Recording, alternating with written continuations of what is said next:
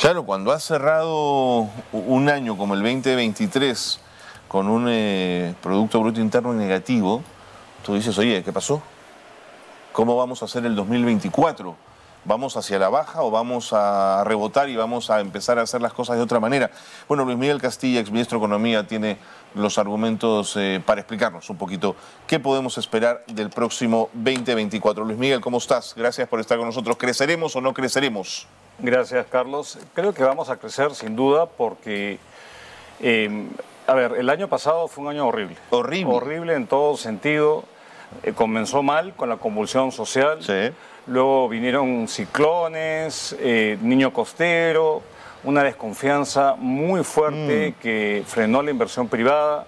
Primer año de gestión de los gobiernos regionales y municipales. Y cuando esto ocurre tiende a caer la ejecución. Y terminó con una crisis en un poder del Estado, entonces muy malo, muy complicado y vamos a tener una contracción. Cuando se empezaba hace 12 meses que íbamos a crecer 3%, acabamos en negativo. Entonces este año va a ser un año de recuperación por distintos factores. Uno tiene que ver con el hecho de que la inflación, que ha sido un mal que nos ha acompañado los últimos 2 años, va a terminar el ciclo inflacionario. Va a controlarse, ¿ok? Y eso le da capacidad adquisitiva a la familia peruana, al consumidor que ha estado tan golpeado, esto ayuda. Lo segundo es que, dado que la inflación comienza a ceder, el Banco Central va a comenzar a reducir la tasa de interés. De acuerdo. ¿Y eso qué significa? Abaratar el costo de financiamiento. Un crédito más barato, a las empresas, a las familias.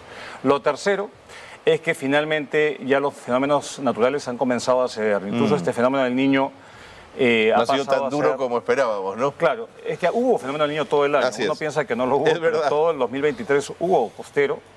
Pero el temido fenómeno global parece que se le está quitando la fuerza y en buena hora, porque eso afectó al sector agro, a la pesca, a muchos sectores que son intensivos en mano de obra. Entonces, eso cede. Y lo último es que esperemos que todo el rosario de medidas que aprobó el gobierno en los compunches, Plan Unidos, etcétera, comiencen a dar resultados. Y que comience a moverse la aguja a las expectativas, que es lo que es dominante para definir el patrón de recuperación de la inversión privada. Entonces, dicho todo esto, creo que el 2024 es un año no para triunfalismos, pero sí creo que se puede tener un desempeño más decente, un crecimiento en torno al 2 o 2,5%, que puede incluso ajustarse al alza, de haber proyectos que efectivamente se materialicen y hay un poco de estabilidad y mayor seguridad jurídica en el país, cosa que se ha venido violentando últimamente, y tenemos la posibilidad de crecer a tasas mayores. Obviamente 2% es insuficiente, pero es mejor que negativo. Eso te iba a decir. Pero es mejor que negativo, ¿no? ¿Cómo vamos al 4, al 5, al 6%? ¿Son los proyectos mineros los que hay que destrabar? ¿Podría ser esa la locomotora que empuje esos números? Indudablemente, y tú lo ves muy claro en dos fenómenos, ¿no?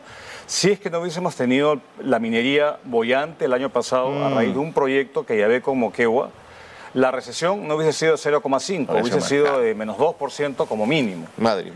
Y si uno ve la data de cómo han crecido las regiones al tercer trimestre, que es el último dato disponible por el INEI, la que se disparó y creció 26% fue Moquegua.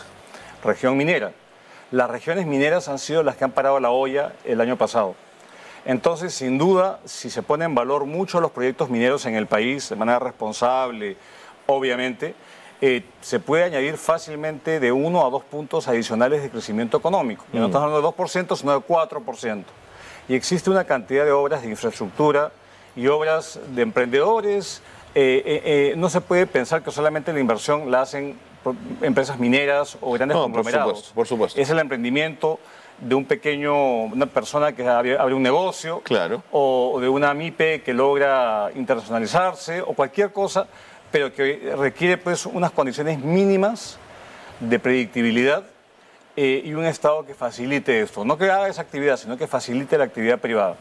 Y podemos fácilmente volver a aspirar a tasas de 4 o 5%, que creo que es lo mínimo, más interesantes, lo mínimo que el Perú requiere. Estuvimos hace unos días con 2 dirigentes de gremios MIPES, una de ellas de Gamarra, otro de una federación más amplia, y estaban preocupados con la forma como el dinero les estaba llegando. Sentían que los dineros que se habían propuesto y se habían puesto sobre la mesa para las MIPES no terminaban de llegar, Luis Miguel. He escuchado la misma crítica y bueno, yo creo que si uno se pone a pensar que el 70 o más % de la actividad empresarial es informal, es bien difícil que la ayuda oficial llegue. Okay. ¿Qué cosa ha hecho el gobierno, por ejemplo? El gobierno lo que ha hecho ha sido triplicar las garantías que otorga para abaratar el financiamiento que se otorga a través de la banca. Vale decir, una MIPE puede postular un crédito, el gobierno garantiza en parte que ese crédito se vaya a repagar, y eso baja el costo y se accede. Pero ¿cuál es el ámbito de esto? Lo que el programa Mi Perú, creo que se llama, establece es llegar a 300.000 MIPES este año. ¿Cuántas MIPES tenemos en el país? 3 millones. 3 millones. Entonces, evidentemente, hay una masa crítica de empresas que no son sujetas de crédito. Y entonces no van a pasar, por más garantía estatal que haya, no van a pasar por la evaluación crediticia y de riesgos que hace una entidad financiera. Entonces, por definición, la única forma de que se pueda acceder a mayor financiamiento es generar una mayor capacidad de venta y que éstas a su vez generen ingresos que permitan ser pasibles de recibir créditos. El crédito se paga, no es un regalo. No es un regalo. Evidentemente. Entonces, creo que el problema de estos programas es eso, es un limitado alcance y peor aún, genera una expectativa que cuando no se cumple vienen después los reclamos y se sienten defraudados y piden pues la cabeza del ministro o piden, digamos, otro tipo de intervención. Entonces acá lo que se requiere es algo muy simple, que es motivar que la actividad privada, que a su vez se encadena con pequeñas empresas proveedoras, comience a marchar a un ritmo mayor. Y eso requiere otros temas más allá de simplemente extender créditos garantizados que van a ser siempre limitados en su alcance. De acuerdo. Ahora, ese optimismo moderado que muestras para el 2024 no colisiona con la debilidad institucional a la que nos enfrentamos, Luis Miguel. Por supuesto que sí.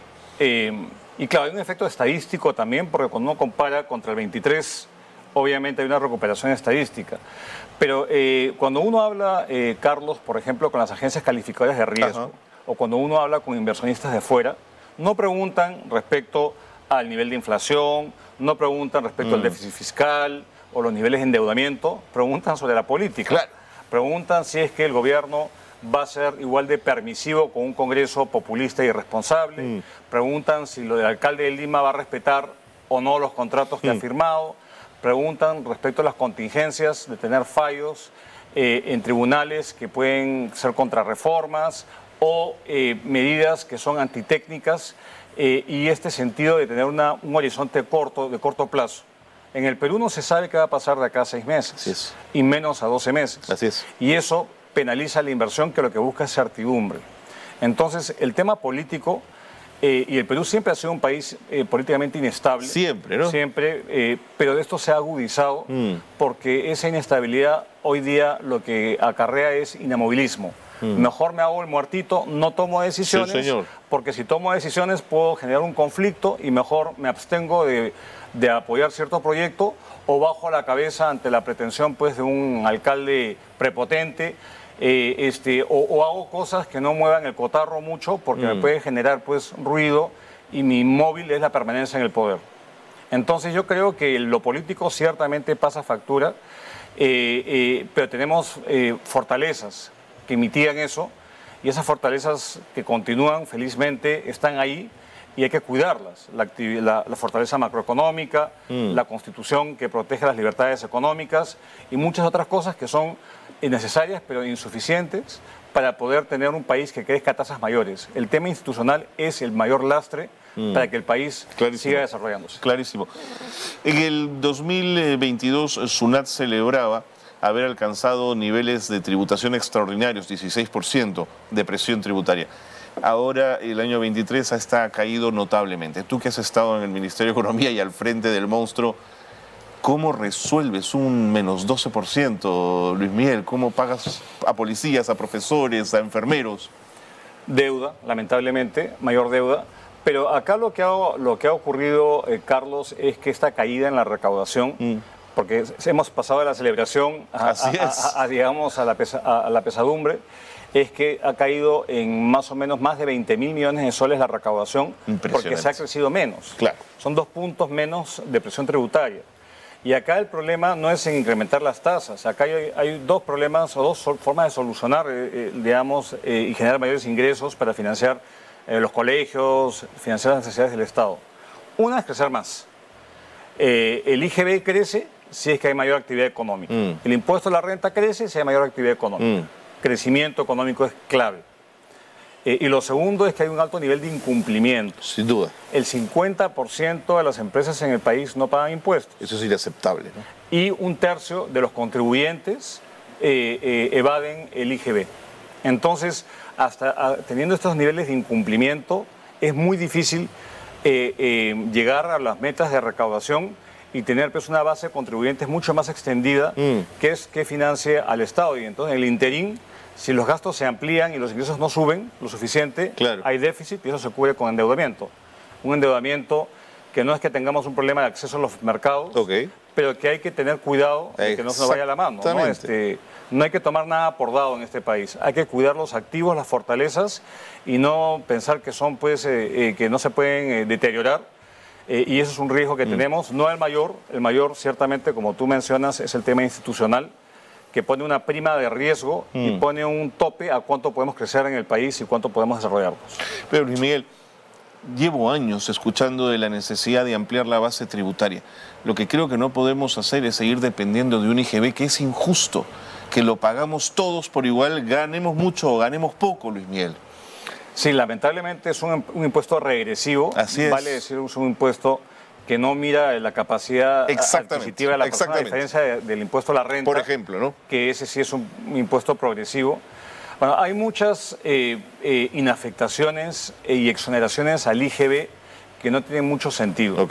Por ejemplo, en la selva y en las zonas amazónicas se dan exoneraciones al IGB por su estatus de zonas aisladas. Así es. La pregunta es si es que desde que se extendieron estas exoneraciones tributarias, que le cuestan nuevamente 2 puntos del PBI, 20.000 millones de soles, ¿eso ha rendido sus frutos o no?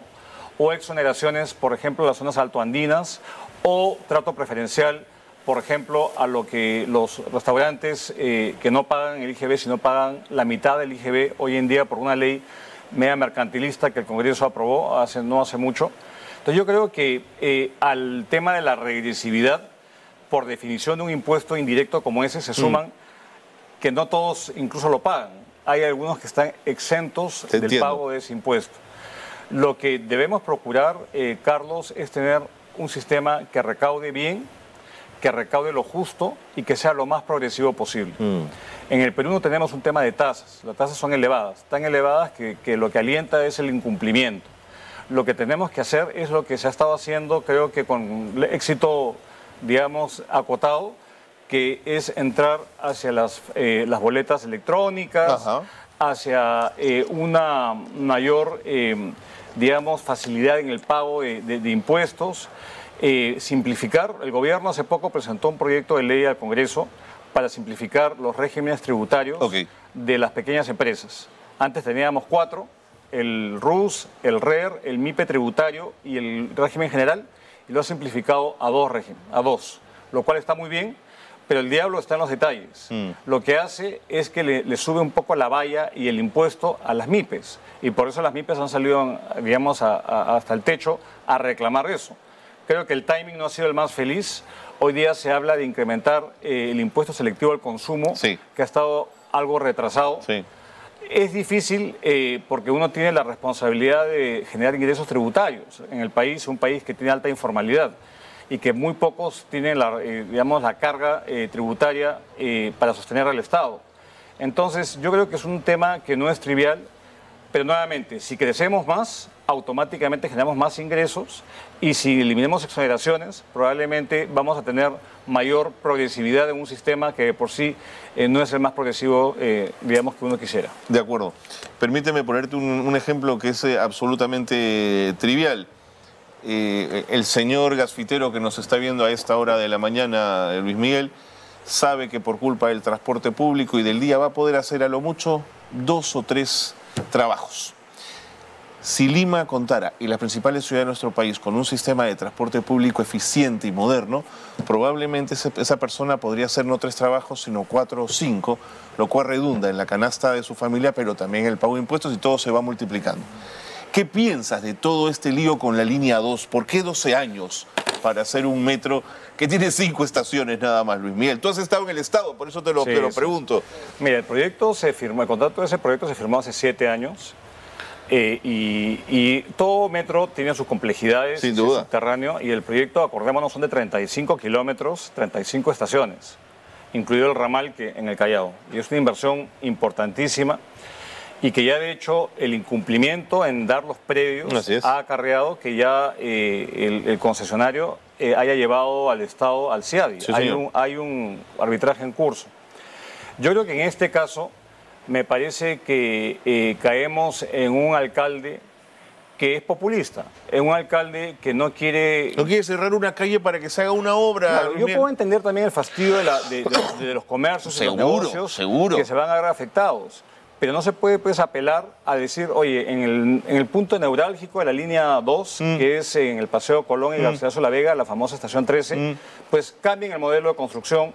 No me gusta, no cierren, porque eso no se puede hacer. No se puede hacer porque hay contratos, hay estudios de ingeniería. E incluso estaba leyendo el día de ayer que hubo un acuerdo entre el Ministerio de Transportes y la Municipalidad y la ATU de decir, bueno, ahora vamos a hacer un túnel subterráneo que vincule la estación central con el metropolitano. A ver, ¿dónde está la ingeniería? Acá no es que simplemente haga un hueco. Así es, de acuerdo contigo. Sí. Entonces, hay mucha facilidad para decir cosas en este país sin acarrear, digamos, sin tomar en cuenta las consideraciones técnicas que son claves. Y técnicas significa recursos. Entonces, acá es importante que también sepan que cada mes de retraso de esa línea significa 10 millones de dólares adicionales.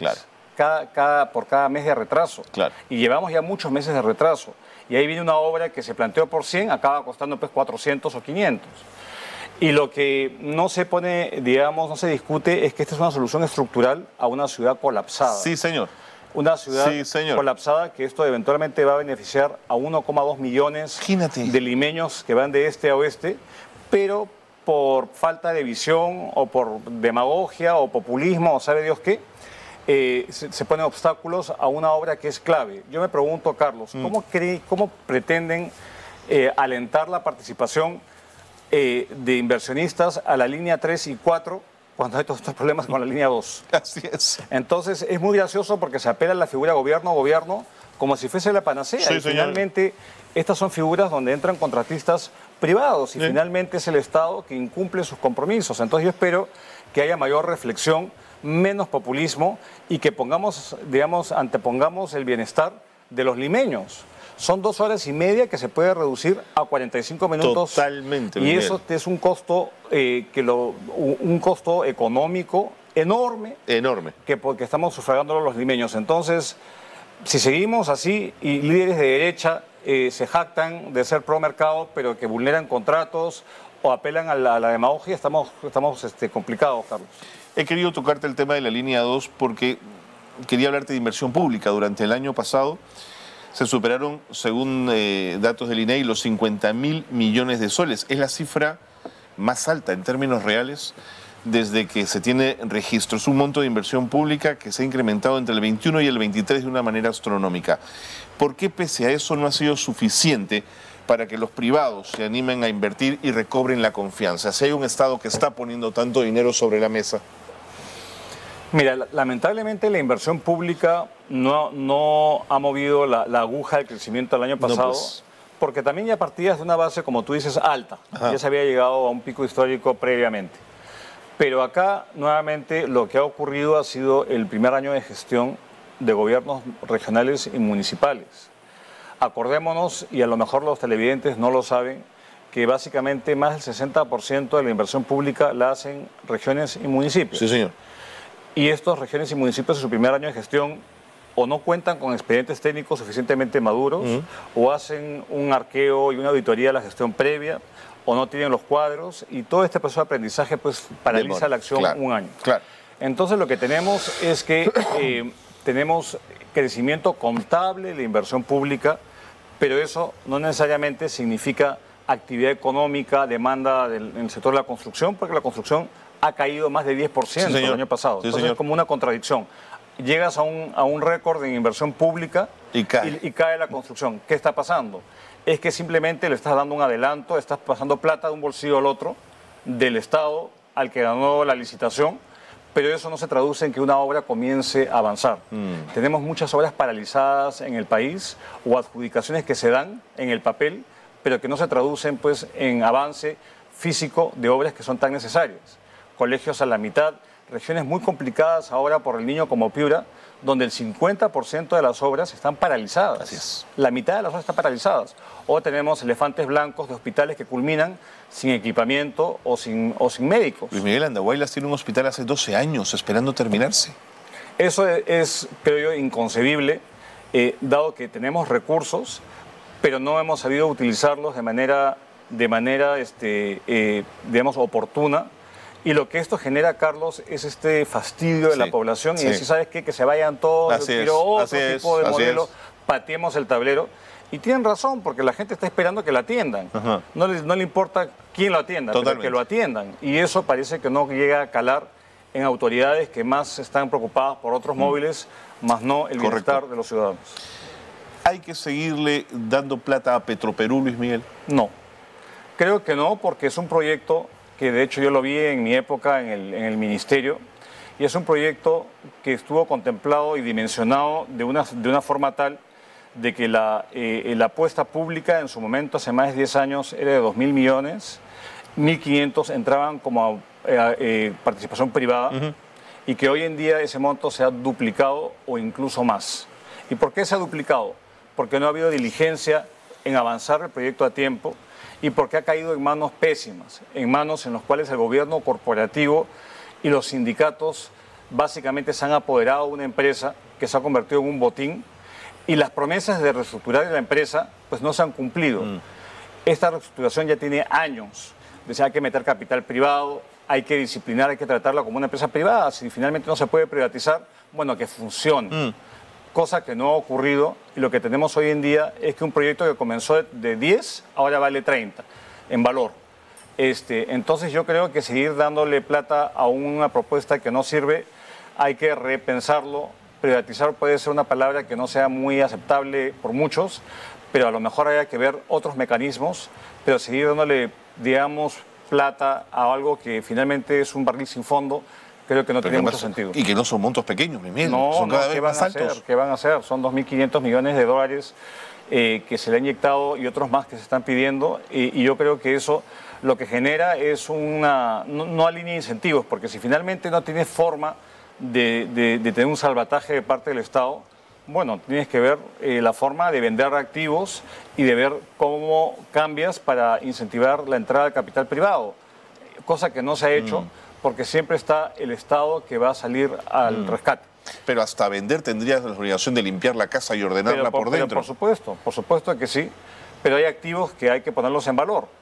Entonces acá es medio paradójico, porque tendrías que darle mayores responsabilidades a Petroperú para generar fuentes de ingreso, explotar los pozos petroleros. Así es. Pero a su vez eso genera también mayores riesgos y mayor gasto. Entonces estamos en un círculo vicioso, y creo que sí es fundamental no darle ni un centavo más a Petroperú hasta que se cumpla un plan de reestructuración que sea llevado por independientes y que se vean las fórmulas para que lo que queda de Petroperú pueda ser asumido por el sector privado. Pero lo contrario... Perdóname, no darle un sol más a Petroperú no significa que no vamos a tener gasolina en los grifos. No, porque está la Pampilla y se puede importar. Entonces yo creo que ese argumento es un argumento falaz, pero ciertamente creo que la lección es del Estado estatista, pues trae estas consecuencias, porque no hay un dueño que le duela. La propiedad está difuminada en todos los peruanos. Entonces, yo lamento esta situación, pero yo creo que requiere mayor coraje, y teniendo pues un ministro de Energía y Minas que es ex sindicalista de Petroperú, pues no ayuda mucho a que efectivamente se alineen. Ojalá que ahí el Ministerio de Economía se ponga fuerte, no suelte más la billetera, y que el Premier cumpla lo que dijo en el CADE. En el CADE yo estuve ahí presente. De acuerdo, dijo ni un centavo más. Así es. Ojalá que se cumpla, y que si finalmente hay alguna especie de proceso creíble de limpieza de esa empresa, bueno, se dé y en función a eso se vea mecanismos de cómo ir acortando ese pasivo que se ha vuelto pues insostenible. ¿Y cuál es el modelo que crees que Petroperú podría garantizar esa viabilidad en el tiempo? ¿Privatización al 100%, privatización parcial? Si estuviera en tus manos, Luis Miguel. Mira, yo no tengo la información más reciente, pero por ejemplo, cuando inicialmente se concebió el proyecto, como te digo, un proyecto valorizado en 3.500 millones, que ahora es el doble, 1.500 iba a ser a riesgo del privado.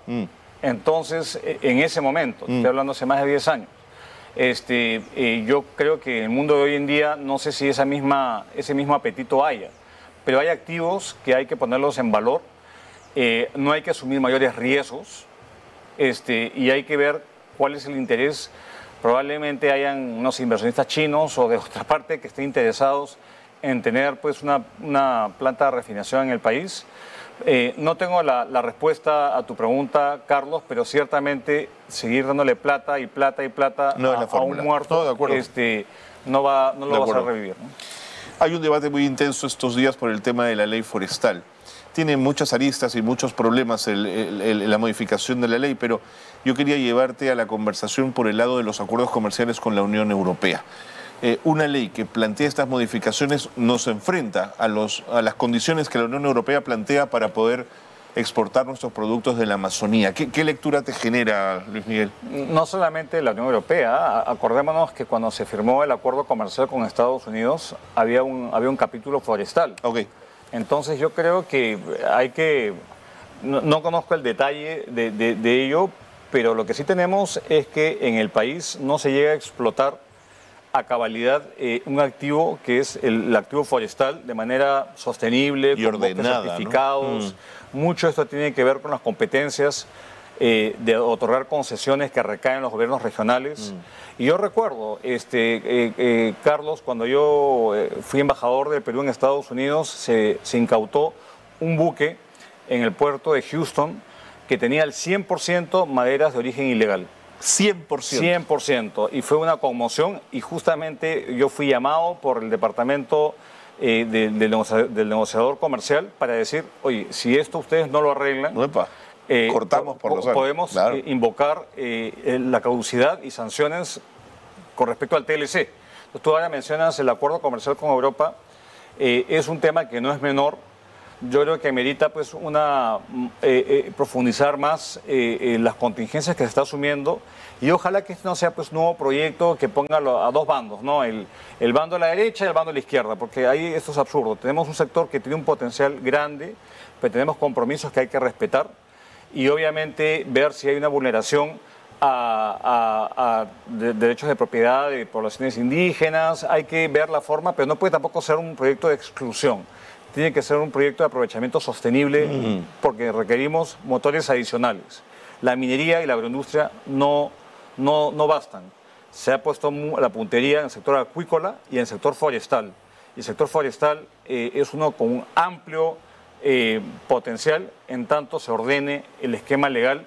Y el proyecto de ley creo que en parte intenta hacer eso, pero de manera torpe porque ha generado pues una serie de contingencias que probablemente no estaban anticipadas. Una última pregunta, que el tiempo me gana, y nuevamente pensando en que estuviste al frente del Ministerio de Economía, Luis Miguel, el tema de la inseguridad ciudadana parece ser galopante y Ecuador nos ha mostrado hace pocos días lo que puede significar el copamiento del Estado por parte del crimen organizado. ¿Cómo conversa inversión, confianza con una situación como esa? Va de la mano. Va de la mano. Nosotros en Vidensa calculamos el costo de la inseguridad. Y de hecho estamos metidos en esa línea porque es clave. Uno no invierte en un país donde la integridad física de la persona... Y de tus hijos y de tu familia. Entonces acá en el Perú, más o menos, para que la gente sepa, el Estado invierte 15.000 millones de soles todos los años en seguridad y orden interno. La seguridad privada es otro tanto, otros 15.000 millones de soles. Y ese es el piso, digamos, del costo como tal. Pero lo que esto ocasiona es que haya pues una inseguridad adicional y a mí lo que me preocupa, Carlos, es que lo que estamos viendo en países como Ecuador y el Perú es que las actividades ilícitas, las economías criminales como se llaman, cada vez están tomando más terreno y están enquistadas en poderes del Estado, y tenemos que recurrir a declaratorias de emergencia y a militarizar ciertas partes del país para luchar contra este flagelo. Entonces, creo que tenemos ahí un reto muy, muy grande, porque tenemos no solamente, digamos, el crimen que nos afecta a Lima, y que tenemos en el país un dato que también acabamos de sacar, que en el país se roban 5.000 celulares al día, que es impresionante, y las extorsiones se han incrementado de manera tremenda.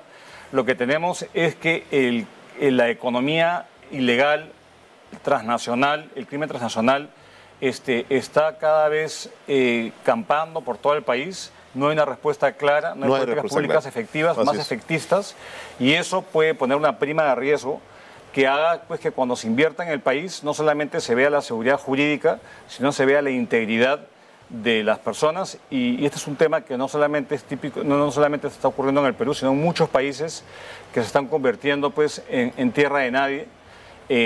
Tenemos 85 millones de hectáreas tomadas por la minería ilegal en el país, y que conversa con el Tren de Aragua, y que conversa con el narcotráfico, y estas mafias y este crimen transnacional, obviamente en un entorno de peleas, de inestabilidad política, y donde y que tiene representación en el Congreso, lamentablemente pues, no nos lleva a buen puerto. Entonces es un tema serio y que debe llamar la máxima acción de todos, porque de lo contrario podemos acabar pues, con un país cartelizado, un país que no puede ofrecer ni siquiera tranquilidad a sus ciudadanos, mucho menos a los que invierten capital en él.